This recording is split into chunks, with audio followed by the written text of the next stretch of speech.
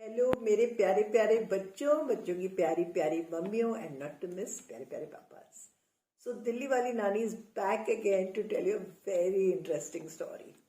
तो ये वाली कहानी है एक गांव की। एक छोटा सा लड़का था, 10-11 साल का होगा, और उसको बड़ा मन था कि वो अपने पापा की मदद करे घर चलाने में।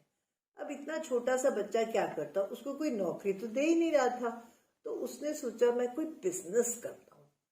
अब बिजनेस कैसे करे, बिजनेस के लिए तो पैसे चाहिए।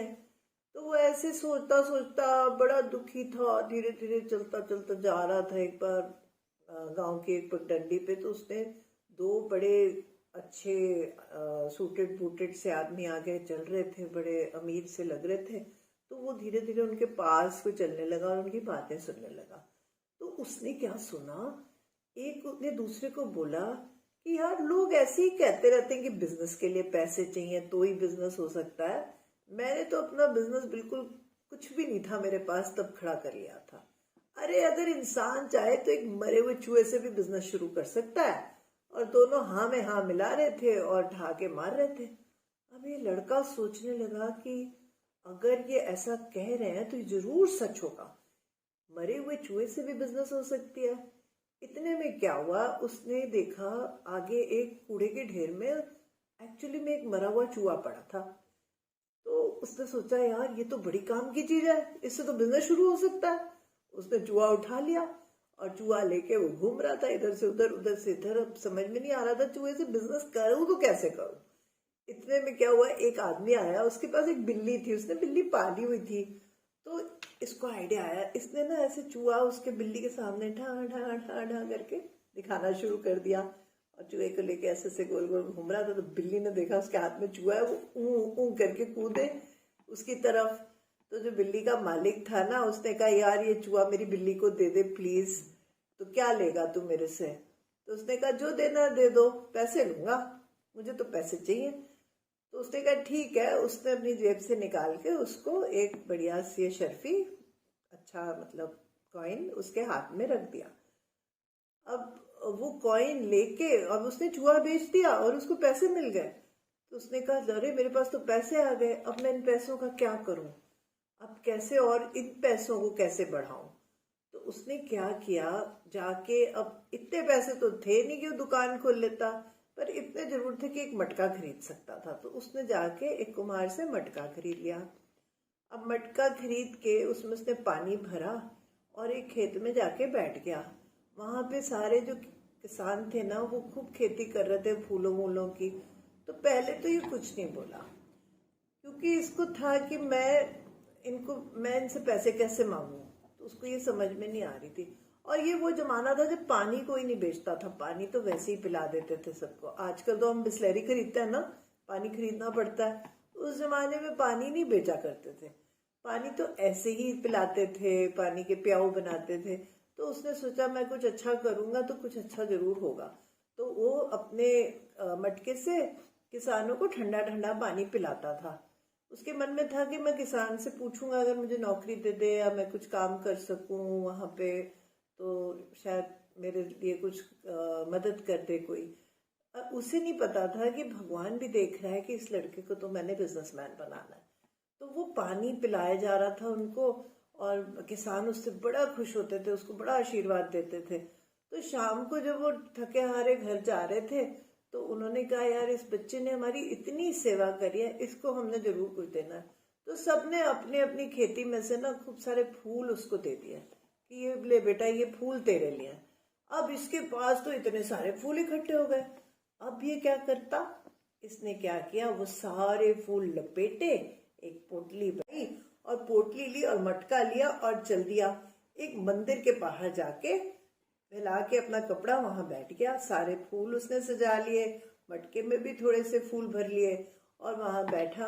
अब जैसे ही बैठा, लोग जैसे जैसे मंदिर में आते उससे बोलते फूल दे दो हमको, फूल बेच दो। तो वो 5-5 फूल उनको 5-5 कॉइन्स में दे देता था। फूल बहुत सुंदर सुंदर फूल थे उसके पास, गुलाब थे, कमल थे, गेंदे थे, हर किस्म के फूल उसको दिए थे सारे किसानों ने अपने अपने हिसाब से। तो उसके जब सारे फूल बिक गए तो बहुत सारे पैसे उसके पास आ गए। अब तो बड़ा खुश हुआ, अब तो इतने सारे पैसे हो गए, अब इन पैसों का मैं क्या करूं। फिर उसने सोचा मैं अब इन पैसों से ना कुछ सामान खरीद के बेचता हूँ। तो वो गया नदिया किनारे, उनके गांव में ना किश्तियां आती थी दूसरे गांव से, तो दूसरे गांव से किश्तियां सामान लेके आती थी जो उनके गांव में बिकता था। तो वो वहां गया, जैसे पोर्ट होते हैं ना आजकल, शिप्स के पोर्ट्स होते हैं, बड़े बड़े सामान आता है, एक्सपोर्ट इम्पोर्ट होता है, कार्गोज, वैसे वहां किश्तियां आती थी। तो किश्ती पे जाके उसने अपने पैसों से कुछ रोज के इस्तेमाल की अच्छी अच्छी चीजें खरीद ली, जो उसको पता था कि लोग जरूर खरीदते हैं, है ना। जैसे कि आटा हो गया, चावल हो गया, कुछ तेल हो गया, उसने ऐसे थोड़ी बहुत चीजें घर के यूज की खरीद ली। अब जब वो खरीद ली तो फिर उसने दुकान लगा के उनको बेच दिया। तो बेचा तो उसको और ज्यादा पैसे आ गए, प्रॉफिट हो गया, है ना। किश्ती का जो प्राइस थी वो कम थी, उसने थोड़ी उसमें ऐड करके बेच दी। अब जब उसके पास और पैसे आ गए तो उसको लगा कि ये तो आइडिया सबसे अच्छा है, मैं आपसे सामान खरीदूंगा और बेच दूंगा। अब उसने पैसे काफी सारे इकट्ठे कर लिए थे। तो अगले दिन जब वो गया वहां, जब किश्तियां आई तो उसने देखा एक बहुत बड़ी किश्ती आई है, उसमें बहुत सारा सामान है। तो उसने उनको बोला कि आप ना मेरे को सारा ही सामान दे जाओ आज। तो उसने सारे पैसे अपने दे दिए और उनसे सारा सामान खरीद लिया। थोड़ा कम पड़ रहे थे उसके पैसे, तो उसने उनको बोला कोई बात नहीं, मैं आपके पैसे जो कम पड़ रहे हैं वो मैं कल दे दूंगा, पर आप मुझे सामान सारा ही दे दो किश्ती का। तो वो मान गए, क्योंकि उसने पहले भी खरीदा था, बेच दिया था, और उसको वो सब बड़ा प्यार करते थे। किश्ती वालों ने भी बड़ा प्यार किया कि छोटा सा बच्चा कितनी मदद कर रहा है अपने घर में, मम्मी पापा को पैसे कमा के दे रहा है। तो उन्होंने उसको सारे सामान दे दिया। अब जब इतना सारा सामान उसको मिल गया तो सारा का सारा सामान ही उसके पास था, सारे गांव वालों को उसी से लेना पड़ा। तो जब सारे गांव वाले उससे आके सामान खरीदने लगे तो उसके और पैसे बढ़ गए। उसने जाके किश्ती वालों को जो उसने थोड़ा उधार लिया था वो भी वापस कर दिया, और खूब सारे पैसे और आ गए। ऐसे वो करते करते ट्रेडर बन गया। तो वो सामान लाता था गांव में और बेच देता था। फिर वो कुछ गांव का सामान भी ले जाता था दूसरे गांव में, फूल ले जाता था, वो बेच देता था मंदिर पे और बाहर। तो ऐसे करते करते उसको बिजनेस करनी आ गई और बहुत अमीर हो गया।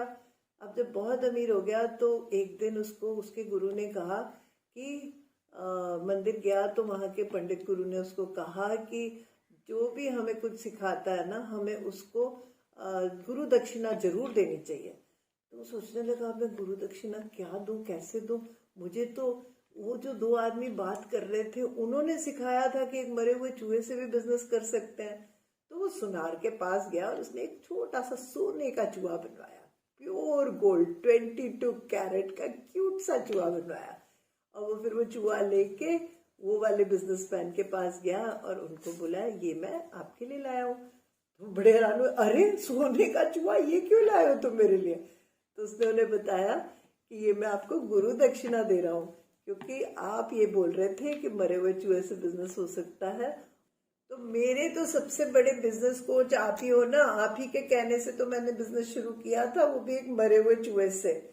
तो moral of the story is कि अगर कोई इंसान कुछ करना चाहे और किसी चीज में पूरा बिलीव करके उस पर मेहनत करे तो वो कुछ भी अचीव कर सकता है।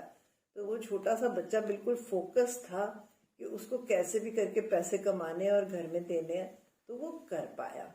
तो आप लोग भी कुछ कर सकते हो ऐसा, है ना। So do something, let's see what business you can think of. Make some money, make some pocket money and give it to your mothers. They will be so happy. Love you all. Take care.